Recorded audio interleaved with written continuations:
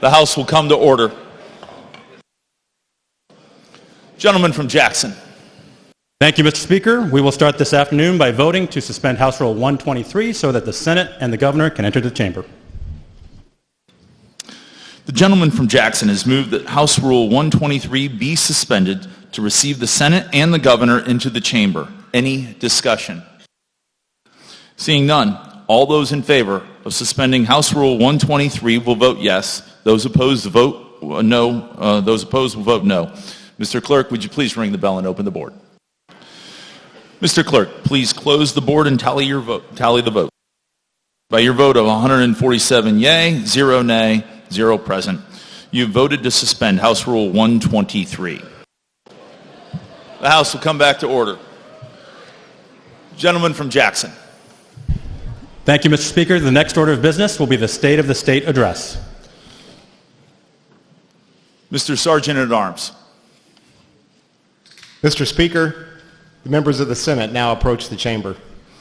Mr. Sergeant at Arms, please open the doors and allow the members of the Senate to enter the chamber. The joint session of the 102nd General Assembly, first regular session, will come to order. Mr. Sergeant of Arms. Mr. President, the Missouri State Highway Patrol Troop F will now present the colors. Mr. Sergeant of Arms, open the door to allow Missouri State Highway Patrol Troop F Color Guard to present the colors. I'd ask everyone who's able to do so to rise and remain standing for the Pledge of Allegiance to our flag. I pledge allegiance to the flag of the United States of America and to the republic for which it stands, one nation, under God, indivisible, with liberty and justice for all. Thank you. Could we give the honor guard from Troop F to show our appreciation?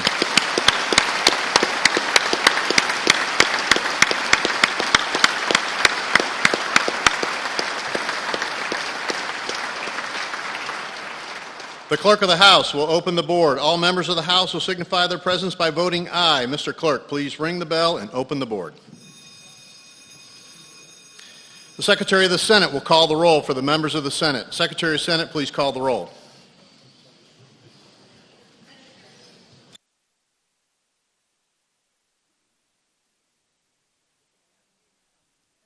Senators Arthur, Bean, Beck, Bernsketter, Black, Bratton, Brown 16, Brown 26, Carter, Serpoy, Coleman, Crawford, Eigel, Esslinger, Fitzwater, Gannon, Hoskins, Huff, Koenig, Luetkemeyer, May, McCreary, Moon, Mosley, O'Laughlin, Razor, Rizzo, Roberts, Rowden, Schroer, Thompson Rader, Trent, Washington, Williams.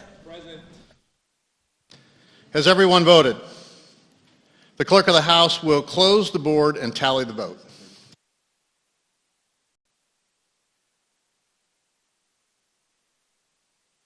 By your vote of 146 House members and 33 Senate members, 179 being present, a quorum has been established.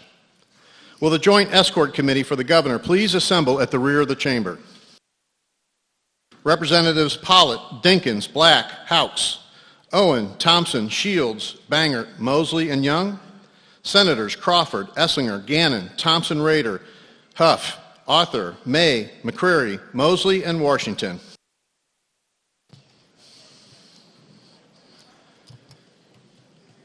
There's more senators than reps.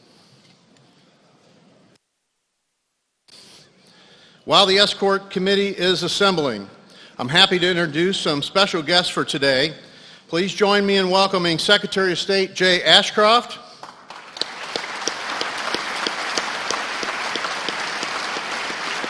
Attorney General Andrew Bailey,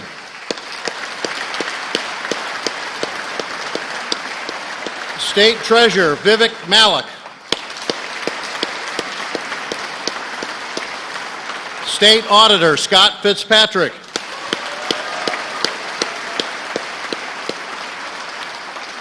And to my right and to your left, please help me welcome members of the court, Chief Justice Paul C. Wilson, Judge Mary Russell, Judge W. Brent Powell, Judge Patricia Breckenridge, Judge Robin Ransom, and Clerk of the Supreme Court, Betsy Aubuchon. Also, please welcome members of the Governor's Cabinet, Commissioner Ken Zellers, Office Administration.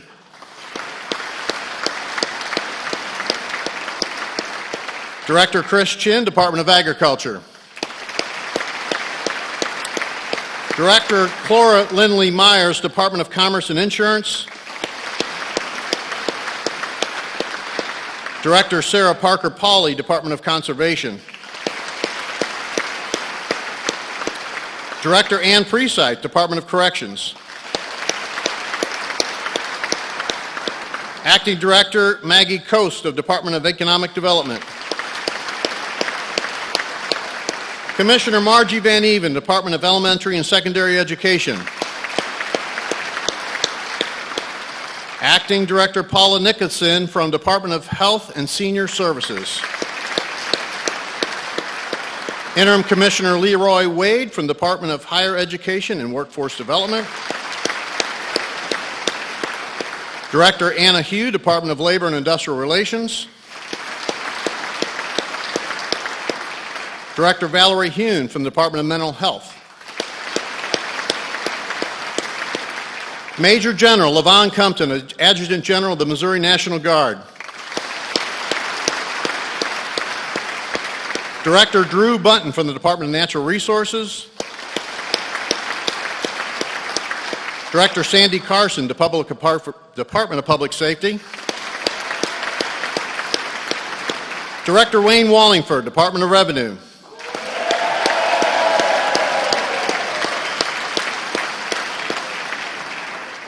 Pretty popular, Wayne. Acting Director Robert Nodell, Department of Social Services. Director Patrick McKenna, Department of Transportation. Please help me welcome one more time all of my favorite cabinet members to the House chambers.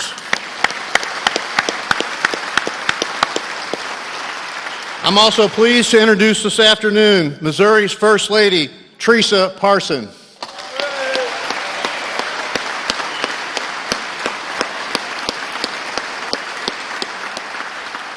And last but not least, Missouri's Second Lady, my wife, Claudia Kehoe.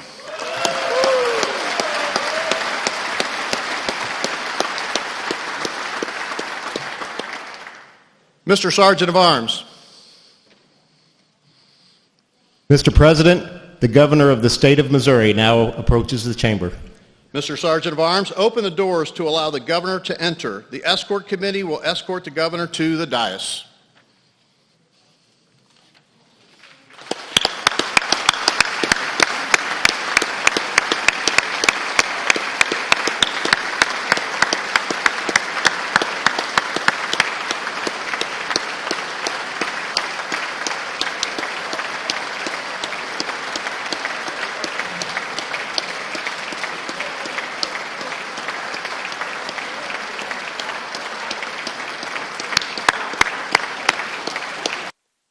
I'm good.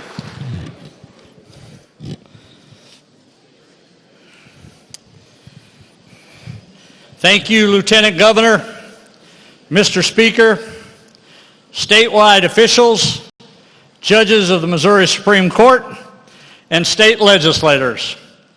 It is an honor to be joined by the First Lady as I stand before you again today as the 57th Governor of the great state of Missouri.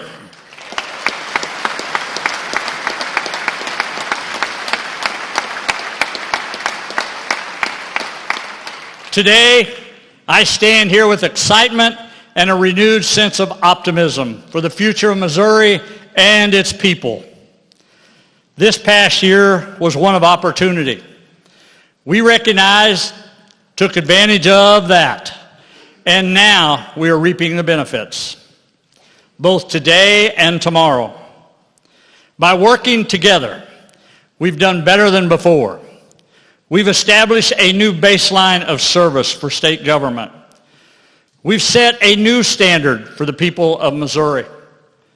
Together, we've moved billions of dollars in investments across this state. Whether you live in Kansas City, St. Louis, Kennett, or Rockport, grow corn or cotton, vote left, right, or center, we've left no community behind. We are building a bench in this state that will continue the tremendous successes we are seeing. And that means a bench that sees everyone, that includes everyone, and is for everyone. Teachers and police officers, state workers and factory workers. Every hardworking Missourian is critical to the continued success of our state. Every year, we've supported them, we've invested in them, and we must never quit on them. Last year, I stood before you and proclaimed that Missouri is strong today and will be even stronger tomorrow. Well, this year, I'm here to tell you that tomorrow has arrived. Missouri is stronger today, and we're going to continue what we've started because this governor isn't done yet. We are not done yet for the state of Missouri.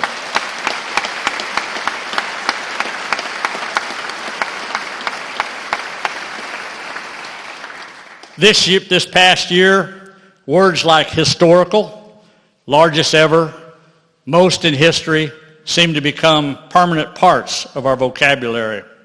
Whether it was workforce development, education, infrastructure, mental health, public safety, or agriculture, these words applied to all. In October, we concluded a historic special session with the passage of the largest income tax cut in our state's history.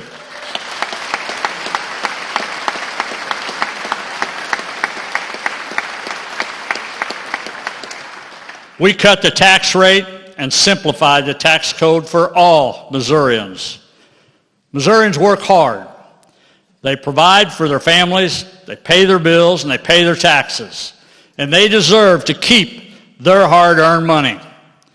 This tax cut means that our administration will have cut Missourians' taxes 3 times and by 20%. Money that can help put gas in a car, food on the table, and save for a rainy day. And it means more money in our economy. And I want to thank Senator Koenig, Senator Huff, and Representative Smith for their leadership, as well as everyone in this chamber who voted for and fought for this tax cut. In Missouri, when the coffers are full from a booming economy, growing business, and job creation, we don't spend for the sake of spending like we see in Washington, D.C. We spend what is necessary for our growth, for the future, and put money back into Missourians' pocket where it was earned and where it belongs.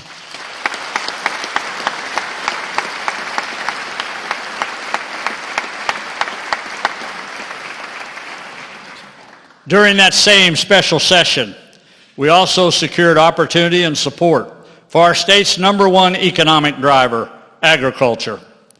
I am an ag governor, and this administration will always stand up for our Missouri farmers and ranchers. And we challenge the legislators who say the same to do the same. By working together with the leadership of Senator Bean and Representative Pollitt, we put politics and special interests aside, and we pass long-term extensions for our critical agriculture tax credit programs. Programs that create jobs, promote farm and business innovation, and helps add value to our Missouri-grown products. Despite the roadblocks, the political games, and those who stood against agriculture, support for our farmers and ranchers could not be denied, and we appreciate everyone who took a stand and offered your support for those who feed and fuel our economy.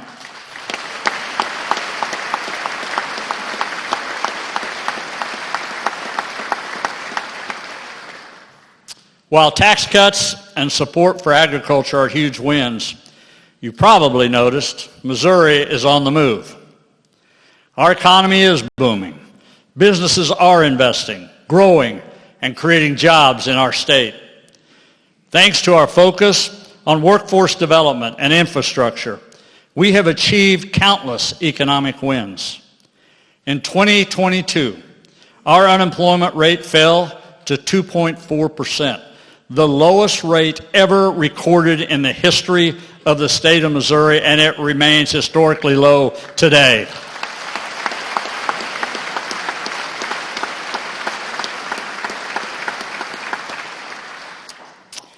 While the federal government tried to solve an inflation problem with more spending, we got to work creating jobs and securing business investments. This year, we celebrate business announcements all across the state of Missouri. In total, more than $2.9 billion and nearly 5,000 new jobs were created by business that utilized our state programs like One Start. Since its reform in 2019, Missouri One Start has trained nearly 130,000 workers for companies of all sizes. Its success is why we are continuing our investment of $27 million for additional One Start training projects to help recruit and train skilled workers for companies choosing our state. And we are proud that Missouri ranks first in the United States for our low cost of doing business. Whether it's investments in Missouri One Start, broadband, education, or so on, by prioritizing infrastructure and workforce development, companies are choosing our state to invest.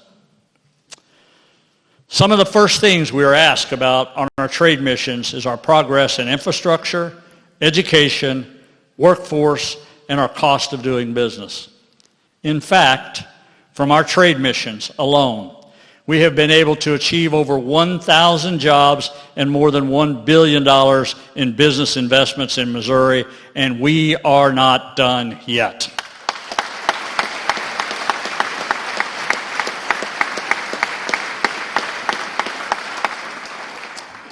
Last year, we made one of the largest investments in broadband expansion across this state. Thanks to our efforts, nearly 70,000 underserved homes and businesses across our state now have broadband.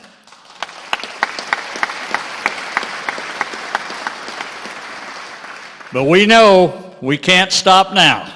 This is why we're investing an additional $250 million to do even more. If we can put electricity in every home, we can do the same for broadband today. We are not done until every home, every school, every business, every farm has access to quality internet.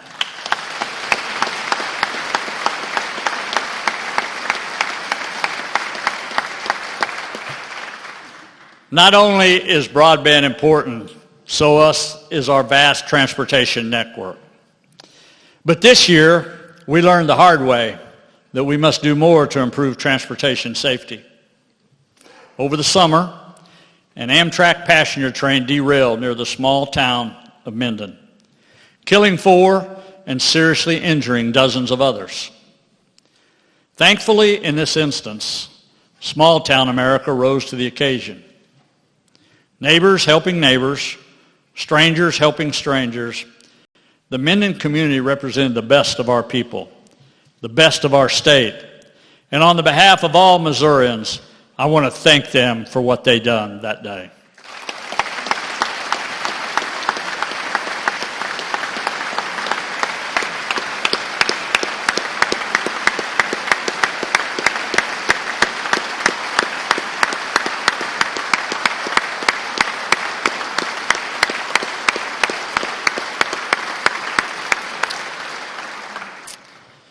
While the power of our people and the goodness of their character made a bad situation a little better this time, the state must be proactive and help prevent a similar situation again. That's why we're including $35 million to begin updating railway crossings to modern-day safety standards all across the state of Missouri.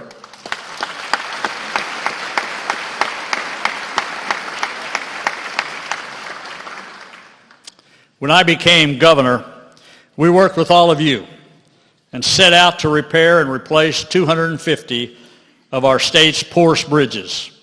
And we are happy to report today that 222 have already been completed, and the remaining bridges will be under contract by March.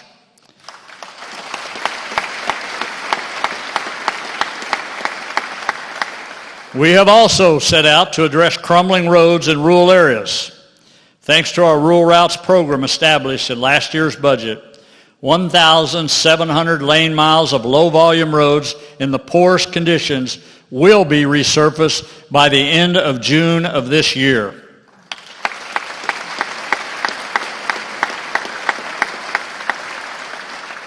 And we are extremely proud of our transportation cost share, which was awarded to 28 local transportation projects with the funding to improve roads and bridges and bring economic development to their areas.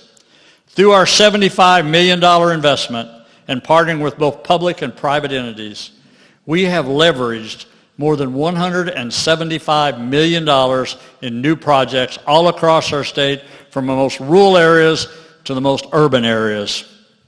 As you can see, our investments in infrastructure are making a real difference for Missourians in our state. And one project in particular we want to highlight is the I-270 North project in St. Louis, one of the largest investments ever in our state's history. This project not only represents stronger infrastructure, it demonstrates the opportunities that these projects can bring to hardworking Missourians. Involved with the I-270 project is Project PAVE, a STEM program that works to mentor, teach, and support students in North St. Louis County high schools. These students get to pursue interest in highway design, engineering, and construction. And here with us today is Christian Malloy. Christian was an intern with Project PAVE and secured full-time employment with Millstone Weber as an IT technician directly out of high school, and that is exactly what we were trying to achieve. Would you please welcome to the chamber Christian and his fellow Project PAVE students in the upper chamber.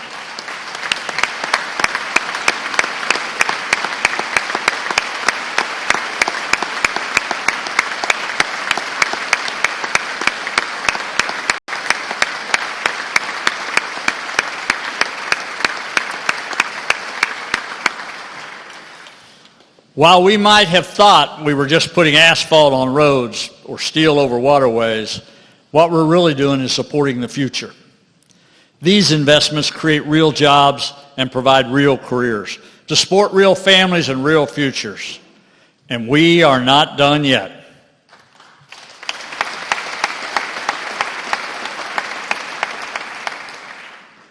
For years, congestion, traffic accidents, and delays have become a serious issue for commuters on I-70.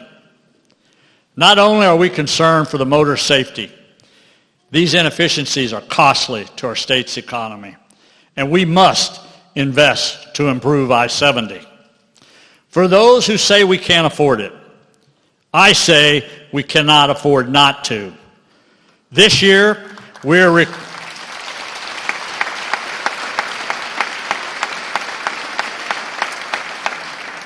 This year, we are requesting $859 million, the largest investment in decades, to widen and rebuild I-70 corridor and take the first steps in adding a third lane across our state.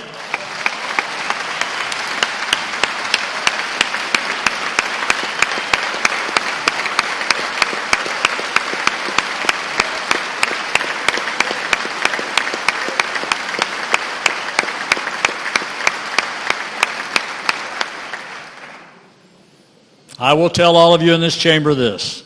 This is a once-in-a-lifetime opportunity, and the time is now.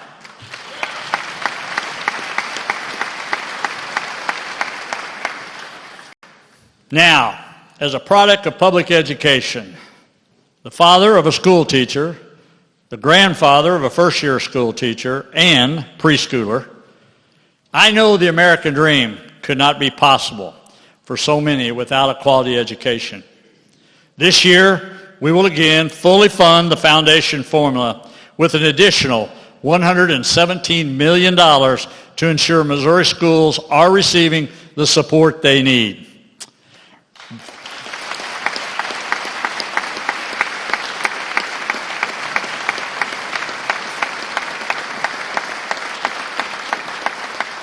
But as I've said, we've set a new standard in this state. That includes a new standard for accountability for our students, teachers, and our administrators all across this state. Last year, we funded our part of school transportation for the first time in more than 2 decades. And we aren't one and done.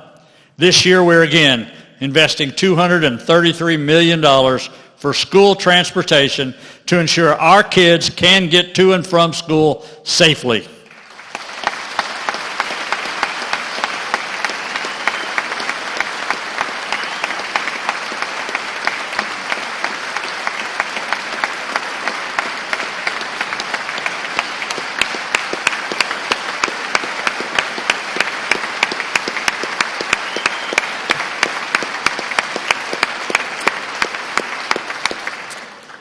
Additionally, last year in working with the General Assembly, we funded Career Ladder program. Nearly 140 school districts participated and over 11,000 veteran school teachers received an increase in pay.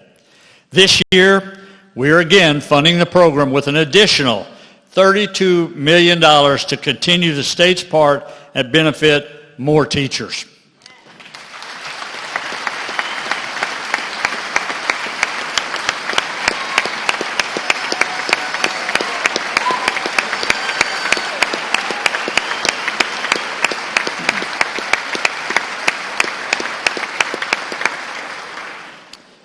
Another program we are very proud of is our Teacher Baseline Salary Grant Program, which raised baseline teacher pay from $25,000 to $38,000 per year. A total of 356 Missouri school districts participated in this program and providing pay increases to more than 6,000 school teachers.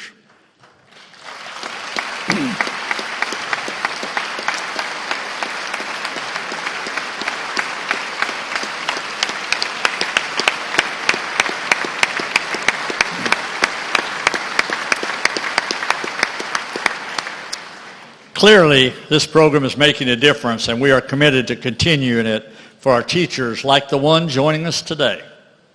In the upper gallery is one of the teachers we had the pleasure of meeting. She's a first grade teacher from Meadville R4 School District located in Lynn County.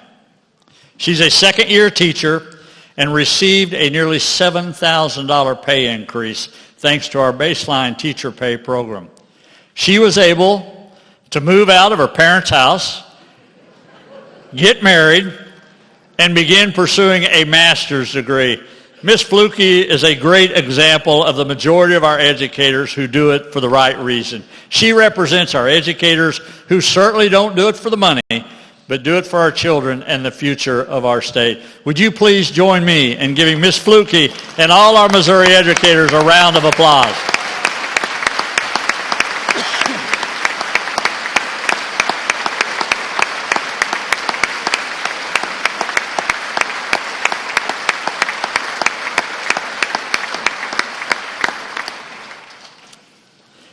We also know that early childhood care is essential to our state's success. We've already invested nearly $1 billion to improve our child care network and create more options for more Missouri families. But we are not done yet.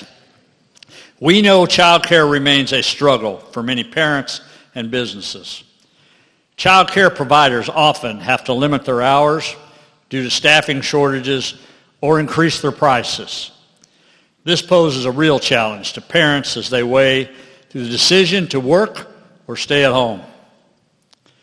Prior to COVID-19, more than 50% of Missouri residents lived in an area with a shortage of child care. We know that problem has only worsened, with 1/3 of those facilities no longer open after the pandemic. We need to do more for our parents, our children, our providers, and businesses.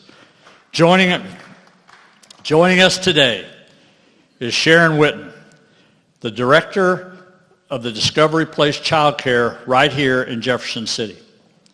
Ms. Witten stayed the course and kept her doors open, even as enrollment declined and revenues fell. Even with her determination and passion for serving Missouri families, overcome the challenges she faced might have not been possible without the state programs and services our Office of Childhood provides.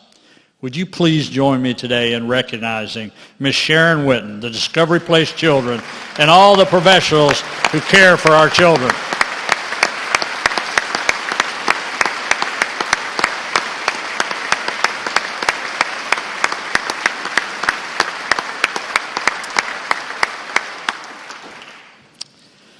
Now, Ms. Witten faces the opposite issue.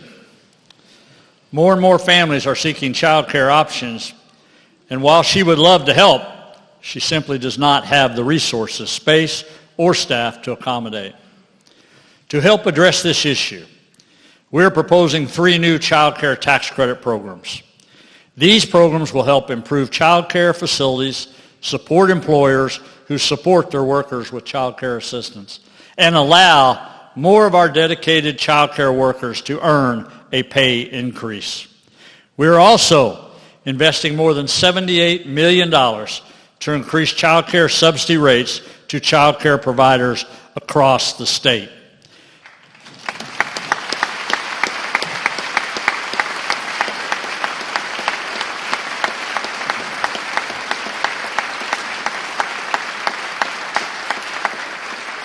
Together, these actions will help more child care providers to start their businesses, stay in business, or expand their businesses.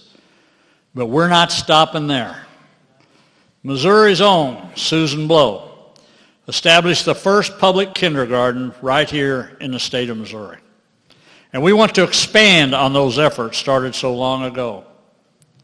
This year, we are here to announce our plan to invest $56 million to begin expanding pre-kindergarten options to all low-income Missouri children.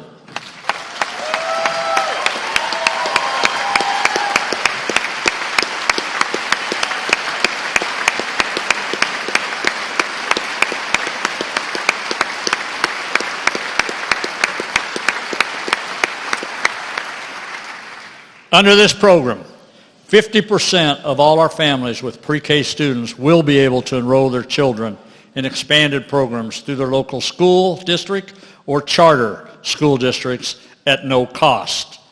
There is a clear need to do better when it comes to early childhood. Let's meet this moment for Missouri families, Missouri kids, and our businesses. Now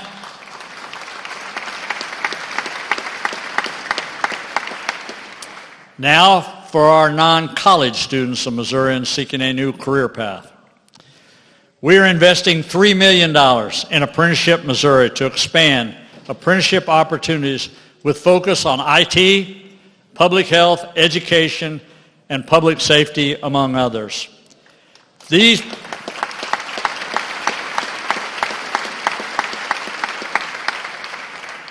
programs are a great way for Missourians to learn a new skill and earn a good paying job right out of high school. Thanks to this program, we're happy to report that we were able to achieve our goal of creating 20,000 new apprenticeships 3 years ahead of schedule, and thanks to this program, we are now 3rd in the United States for our apprenticeship opportunities.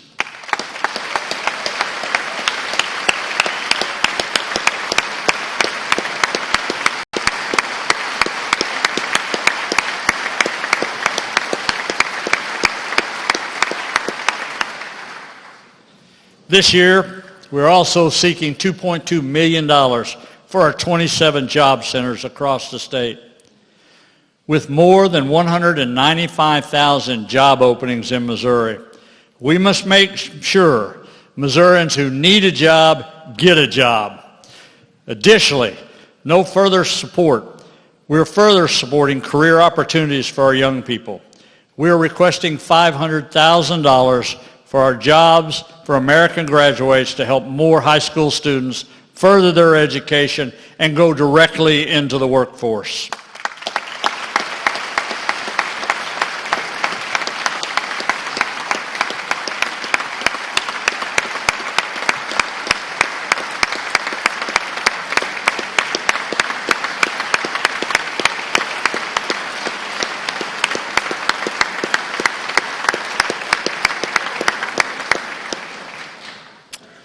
For college-bound Missourians, we're increasing core funding to our community colleges and four-year institutions by 7%, the largest increase in more than 25 years.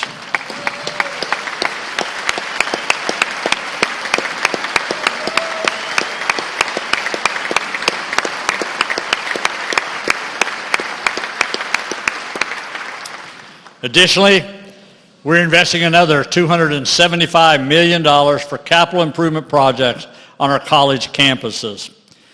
We're also proposing an additional $800,000 for our fast track program to ensure that any qualified person seeking a scholarship is able to receive it. For our high school seniors wanting to further their education, we're also again fully funding A+ scholarships. And to help promote workforce development on college campuses, we are recommending $38 million to our Missouri Excels program to expand employer-driven education and training programs.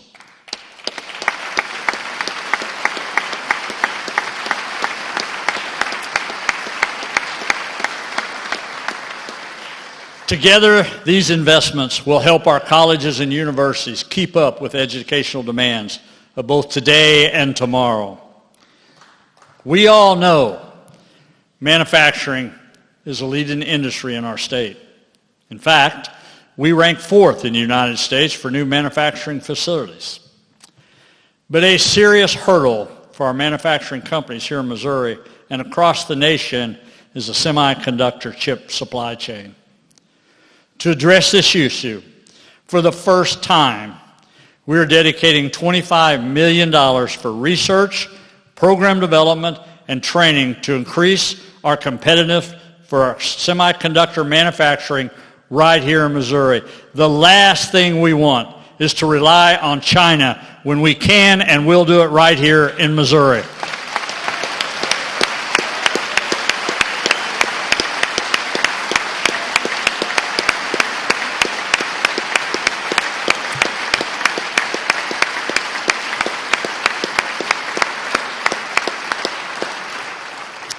These investments in infrastructure, workforce, and education cannot be achieved without a functioning and efficient state government and the dedicated leaders in my cabinet.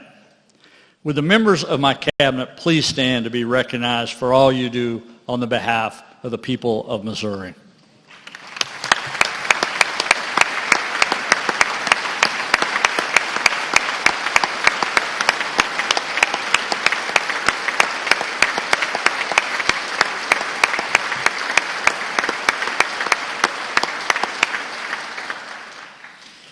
There's another group in the upper gallery that normally don't get recognized at State of the States and very much in the governor's office. But I've had some people that's been with me since the beginning, since I've been governor. There's no way I could have done this job without them and the day-by-day routines that go in the governor's office. Would you please recognize my staff up there in the upper gallery that works for the governor's office?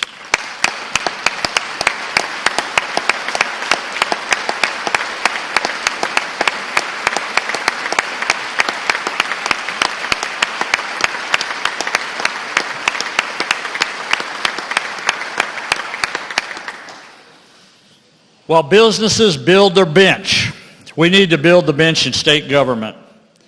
As many of you know, the recruitment and retention of state employees has been a severe problem for our state. And while we have made considerable advancements like wage increases, deferred compensation, professional development opportunities, more is needed.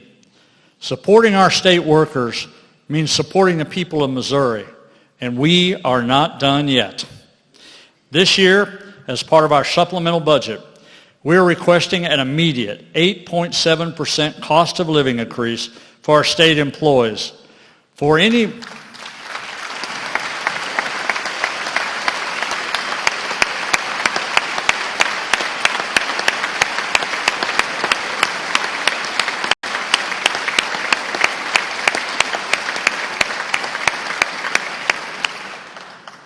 anyone who can't already see the dire need for this action, we want to be clear.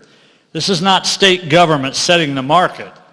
This is merely an attempt by state government to stay competitive with the market. If we allow government to fall behind, we allow Missourians to fall behind. With more than 7,000 positions open across state government. This wage increase is necessary, and it is the minimum we must do. And on the behalf of all state employees, I ask for your full support to pass this increase and deliver it to my desk by March the 1st.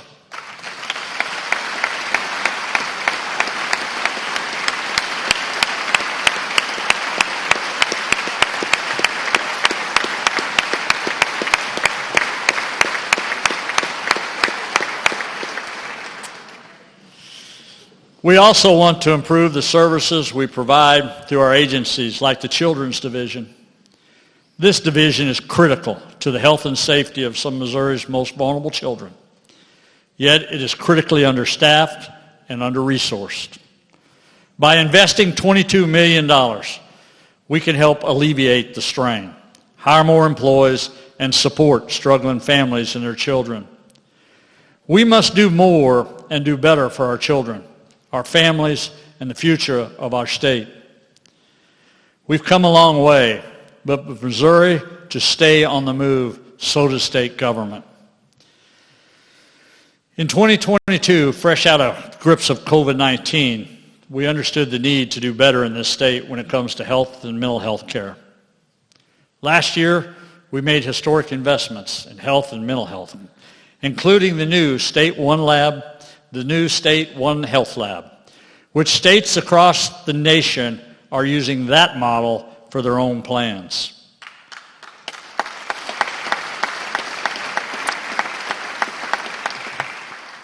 Now, frankly, an area in which we are heartbroken to be failing is maternal mortality. Currently, Missouri ranks 44th in the United States for our abnormally high maternal mortality rate. This is embarrassing, and it's absolutely unacceptable. We are determined to change this, and we are requesting $4.3 million to allow the Department of Health and Senior Service to implement a new plan for maternity mortality.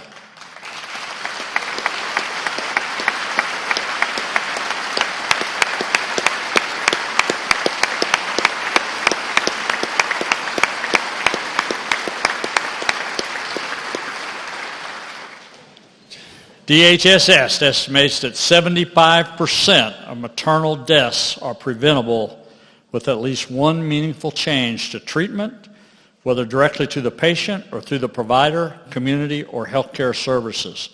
We refuse to accept this tragic Missouri statistic. We must do better. If we can't get it right for the mothers and children across our state, we might as well pack our bags and let somebody else occupy these seats. Let's support our mothers. Let's support our children. Let's support the future of Missouri.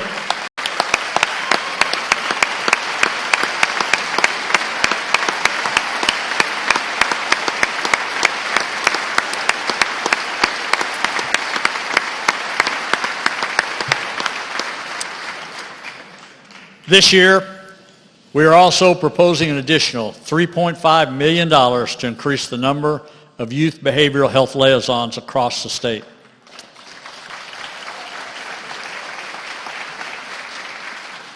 This initiative will fund 27 liaisons to help our youth in crisis and receive the treatment they need. It is needed, it is wanted, and more importantly, it is helping keep our kids safe in school and out of the system. Here with us today is Leah Crawford. Last year, she was observing a change in her daughter's behavior and mood. Her daughter, Jewel, was carrying so much hate and anger, things that no child should ever have to suffer through. Recognizing the need to do something, Leah took her daughter to Fallon Thornton, one of our youth behavioral liaisons. It was because of Fallon that Leah felt her daughter was finally opening up and making a change for the better.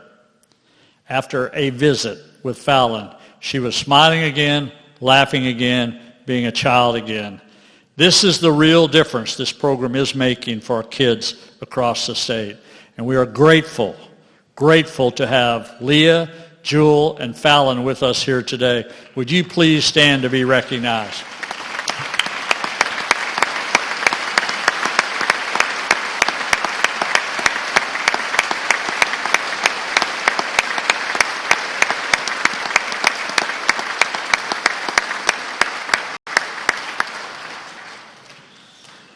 This year, to address the severe shortage of certified nursing assistants all across our state, we're proposing nearly $4 million to boost CNA training and programs. With this increase, we expect 4,000 additional students to gain CNA training and employment at long-term care facilities and other medical facilities, including our Missouri Veterans Homes.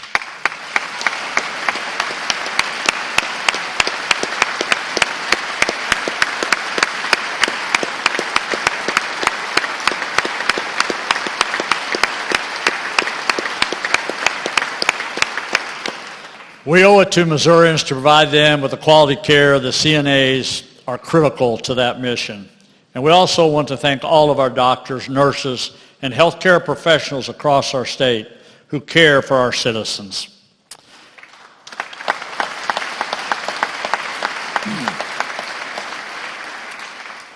We must always look to improve when it comes to public safety in our state.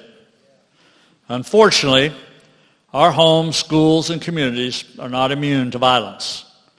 But it's our jobs, the individuals in this building, to do what we can to promote a safer Missouri. This past year, we saw violence and shootings plague schools and communities across the nation. And sadly, our state was no exception. The events that unfolded at Central Visual and Performing Arts High School just a few months ago were nothing short of tragedy. As friends and families mourn, a community grieves, and a school tries to continue on without a valued and beloved teacher and student, we must commit ourselves to ensuring our schools are safe. While we will never understand or control the violence of these deranged individuals, we can look to the school safety officers and law enforcement who got it right that day. They were prepared, they had a plan, they saved lives, and they prevented a tragic situation from becoming even worse.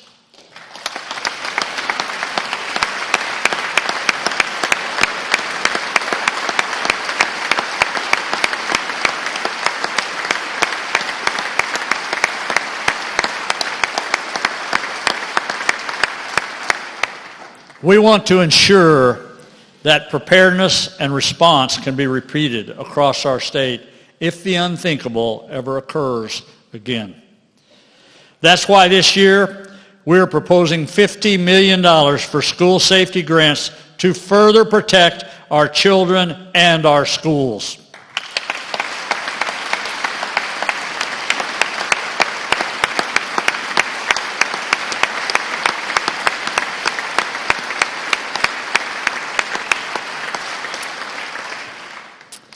We know that public safety starts with supporting our men and women on the front lines who answer the call, who wake up every day to protect and serve. But we know that law enforcement recruitment has suffered in recent years, and it is critical that we take action to build the bench in law enforcement. Last year, we established the Missouri Blue Scholarship Program to recruit officers across the state. Already, this program has received high interest and success, with 147 Missourians already earning scholarships. Joining us today are Rachel Kelly and Samuel Alton. Rachel always dreamed of becoming a police officer, but like so many, life gets in the way. Now she can afford the opportunity to pursue her dream and serve her community thanks to the scholarship programs. And Samuel has witnessed firsthand that there can sometimes be disconnect and distrust by younger generations towards law enforcement. He wants to help fix that and hopes to one day help recruit and train future police officers. This scholarship program and the support it provides to people like Rachel and Samuel are perfect examples of how we can help build the bench in law enforcement. Would you please join me in welcoming Rachel and Samuel?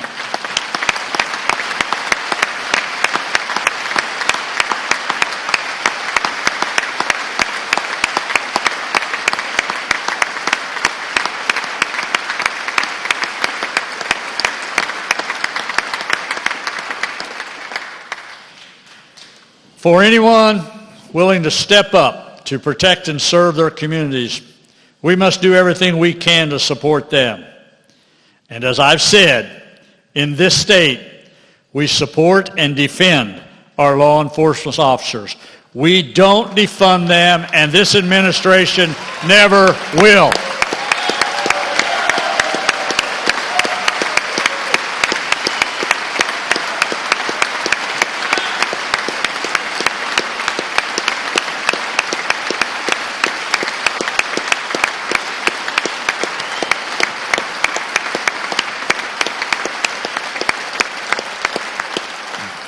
Infrastructure, education, workforce development, health care, mental health, public safety.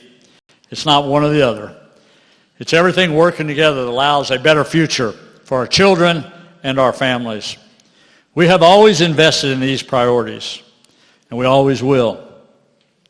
For us, it's all about the why. The why we aren't done yet. The why we can't be done yet. It's because of our children. And joining us on the floor today is the why. Would you please welcome students from Missouri's Blue Ribbon schools who want to share their American dream with you. From Kirkwood, Ben Herrick and Julie McDonald want to study business.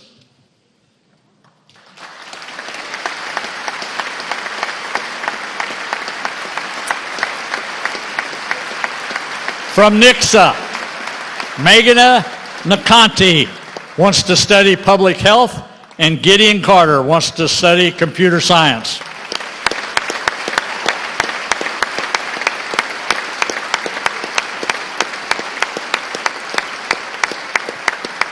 From Eugene Field, Carson DeFazio wants to be a soccer coach, and Rosalind Martin wants to be a baker.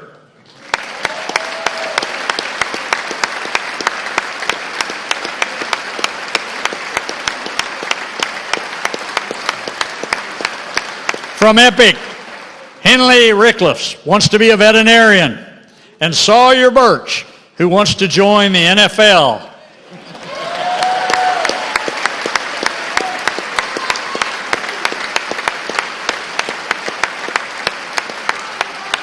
And we're rooting for Sawyer as long as with the Kansas City Chiefs.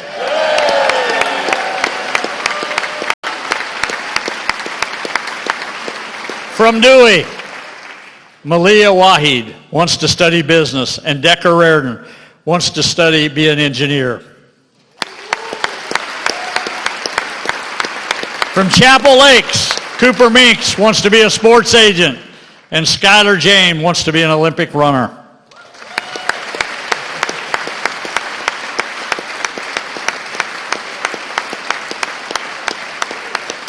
From Blair Oaks, Emerson Hilty wants to be a teacher and a principal, and Preston Snitker wants to play professional sports.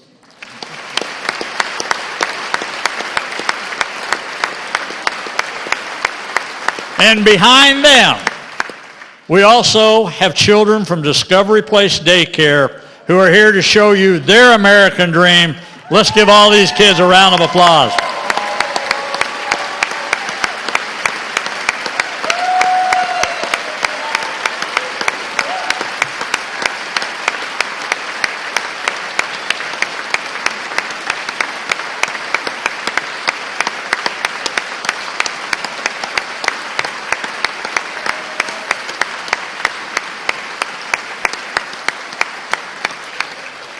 Teresa and I are living our American dream.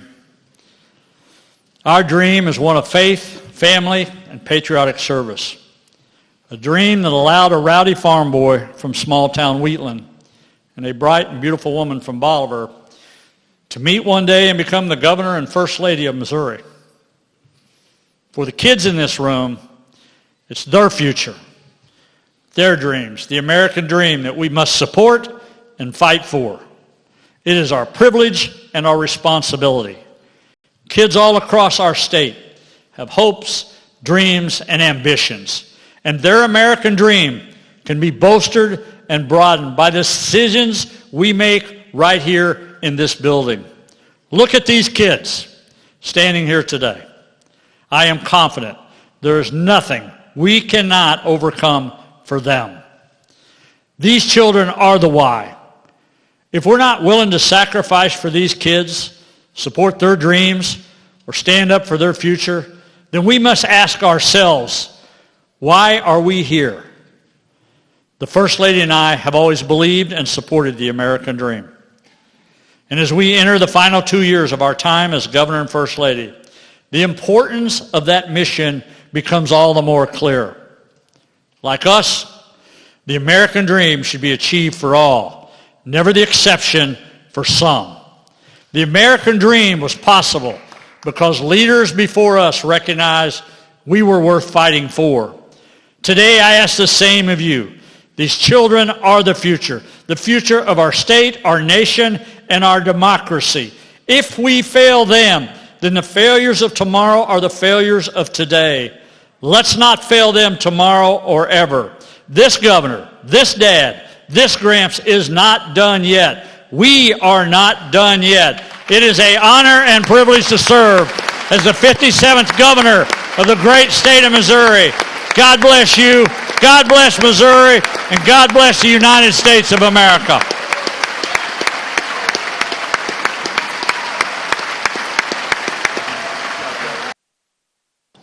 Senator from Shelby. Senator from Shelby County moves the joint session be dissolved. All those in favor say aye. Aye. Those opposed, nay. The ayes appear to have it. The ayes do have it. The joint session is dissolved. The House will come back to order.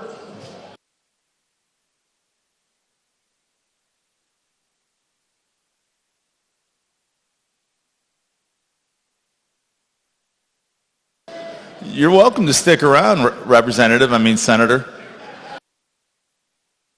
Stay home. It's more friendly over here.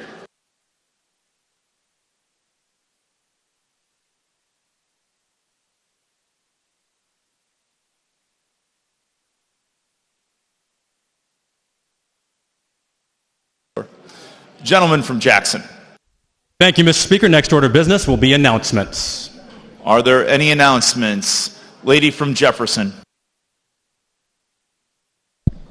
Thank you, Mr. Speaker. An announcement, please. Please proceed. Just a reminder that the Women's Legislators' Chili Dinner is tonight at the Supreme Court building at 6 p.m. And I wanted to remind the ladies to bring their appetites. Further announcements? Seeing none, gentleman from Jackson. Thank you, Mr. Speaker. With no other business before the body, I ask that the House stand adjourned until 9 a.m. Thursday, January 19th, 2023. The gentleman from Jackson has moved that the House stand adjourned until 9 a.m. Thursday, January the 19th, 2023. All those in favor, please signify by saying aye. And those opposed, no. And the ayes have it. The House stands adjourned.